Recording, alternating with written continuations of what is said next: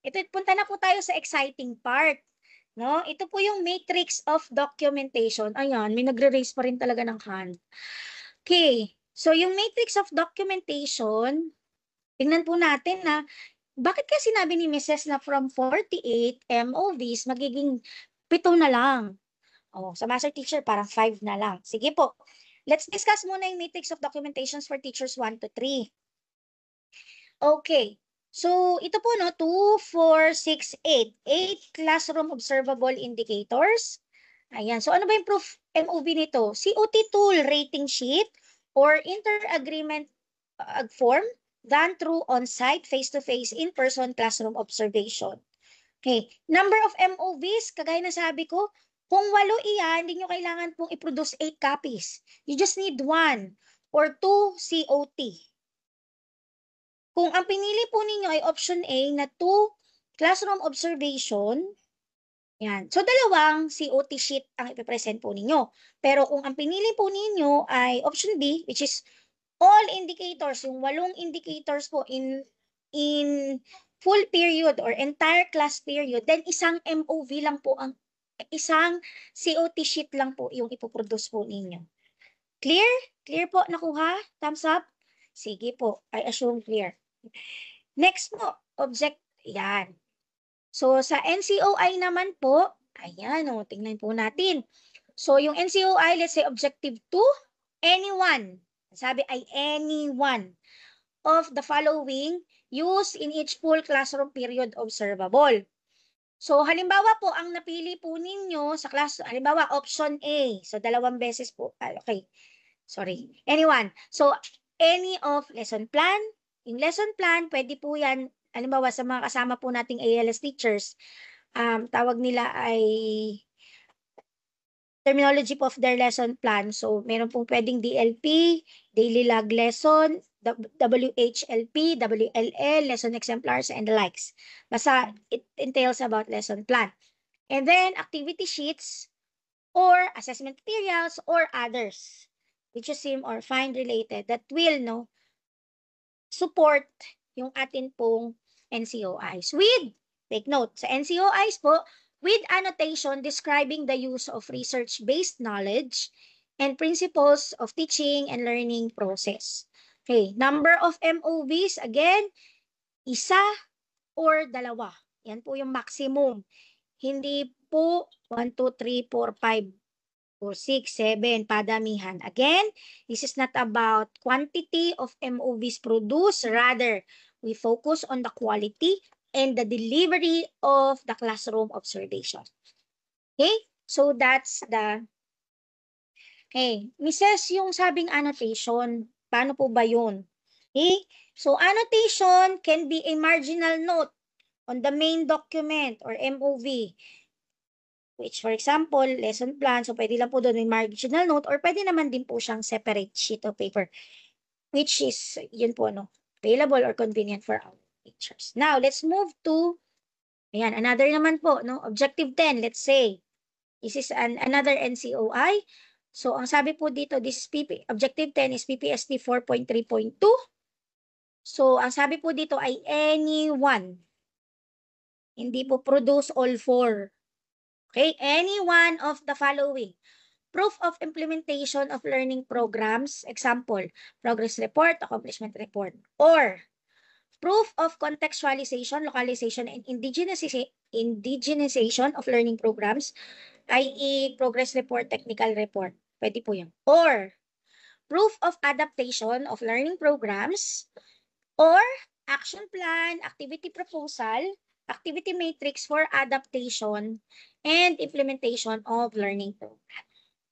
With annotation describing the relevance and responsiveness of the learning programs to the needs of all learners. Again, annotation can be a marginal note on the main document, MOV, or in a separate sheet. Okay? NCOI, Objective 11. Okay. Objective 11, take note of the highlighted MOVs. As you can see, nakalagay anyone again. Anyone either communication letter about the program, project, or activity that highlights maintaining learning environments that are responsive to the context need, or minutes of a consultative meeting or community stakeholders meeting or program. Project activity that highlights maintaining learning environments that are responsive to the community context with proof of attendance. Or project program activity plan that highlights maintaining learning environments that are responsive to community context, or report on implementation or completion of the program, project, or activity that maintains learning environment responsive to the community or context. Again, any one of these listed MOVs. Isa lang po, isa lang. Okay. Next, Objective 13. Okay. Under Objective 13, ayan, which is PPST 6.3.2, again, any one of the following: minutes, notes of coaching and mentoring, session, meetings, FGDs with collegial discussion, or teaching materials with annotation highlighting the objective, sample, lesson plan, activity sheet, assessment materials, others, or reflection notes. Okay? That will explain or will highlight the support, yung evidence po to the indicators na tinarget po. Next po ay Objective 13, sorry. Any one again of the following: proof of participation or involvement in a school community partnership for the implementation of the school policy procedure, or minutes of parent-teacher conference, stakeholders meeting about an implemented school policy procedure with the proof of attendance, or proof of participation, involvement in a school community partnership for the implementation of a school policy or procedure. Or the last one, an option also, accomplishment report. So, mamili lang po kung ano po yung available. But then again, if you, yun po, annotation or explanation about yung evidence support po, the indicators target. Okay. And the last one for the proficient tool is Objective 14, which is PPST 7.2.2.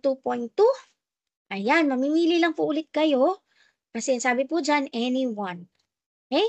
A reflection/journal entry that highlight practices that uphold the dignity of teaching as a profession, or annotated evidence of practice but not limited to the following. So, pwedeng documented feedback from superior colleagues, stakeholders, reflecting the rated good practices that uphold the dignity or teaching as a profession, remarks from a superior colleagues or master teachers school head about one qualities. Entries can be, it can include po or included doon sa ating PMCF or the performance monitoring and coaching form, or in the media review form. So, pwede nyo po yun na isama as MOV. Then, you're done with this indicator. The next one is recognition from your school community about one qualities, whether on the spot or a criteria, rewards, or recognition from your school. Pwede po iyan. Okay? And others, yan. I-specify na lang po, basta importante po in the specification is that you'll be able to explain po how the evidence presented support the indicators na ina-target po. No? And then now, let's move to the highly proficient tool. So, medyo for COI and COI, for COI, ayan. So, meron pong 4 COI objectives. Again, 1 or 2 classroom observable tool lang ang ipoproduce. So, if you choose option A, na 2 full period, then you have to produce 2 COT. If you choose 1, then you just need to produce 1. Okay? And proof of attendance of colleague. Okay? Importante po yan. On the proof of attendance, ng atin pong mga colleague, sa mga master teachers and na nandito po, this can be on the rating sheet or inter-observer agreement form. But if you're prepared and you are ready naman to do a separate attendance sheet, kung marami po yung nandoon po, no? Yung attendance po ng ating mga colleagues within a classroom observation. Pwede naman po yun. Okay? Sige po. Now, let's move to NCOIs. Ito po, no? Sa 4 na indicator, kailangan nyo lang mag-produce ng isang document in any of the following 1, proof of attendance in coaching and mentoring session, LAC. Pwede po yan. And then, minutes, notes of coaching, mentoring, session meetings, FGDs, or other collegial decision that highlights the objective. Third option, reflection notes of teachers on the coaching and mentoring session, meeting, LAC session, FGDs, or other collegial discussions that highlights the objective with the proof of attendance. So, importante lang din po yung proof of attendance or PMCF with annotation highlighting these objectives po in the slide. So, pwede po yun. Again, isa lang po ang kailangan i-produce. Okay. Next, NCOI. Yan po, no? Objective 11, any one again of the following. So, synthesis of evaluation of program, project, activity that maintains the learning environment, responsive to the community context. Pwede po yan. Second option, minutes of consultative meeting with parents, other external stakeholders on programs, projects, and activities that maintain the learning environment, highlighting the evaluations made, again, with proof of attendance. And the next, minutes of focus group discussion with teachers on program, project, activity that maintains learning environment, highlighting the evaluations made with proof of attendance. Take note po, take note of this feature in the MOV or survey on program project activities that maintain a learning environment.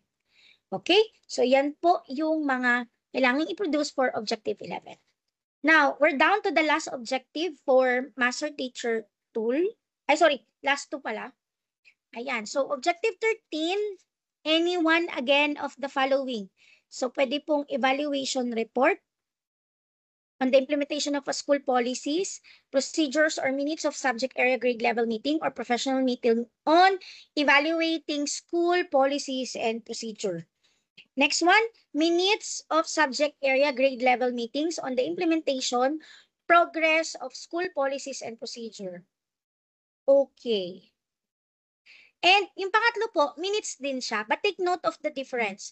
Minutes of subject area grade level meeting or professional meeting on disseminating information and implementing school policy. So, yun po yung difference. So, pwede pong minutes ng implementation of a school policies, progress, ganyan. Yung isa naman po ay how you disseminate po, no? It's a minutes on disseminating information and implementing school policies and procedure. And the last one, another option ay proof of implementation. So, school policies and procedure. Okay. And the last one, ayan, NCOI, isa lang po ang kailangan dyan. Reflection notes. Okay? Wala na pong iba. Okay? Okay. So now, ito po yung sabi kong exciting part. From 48 na MOVs na kiniklaim po at pinoproduce dati or nire-require, ngayon po ang required lang po for MOV for teachers 1 to 3, 7 or 9 na MOV with a different option within objectives. Okay? And for master teacher 1 to 4, 5 or 6 lang po na MOV.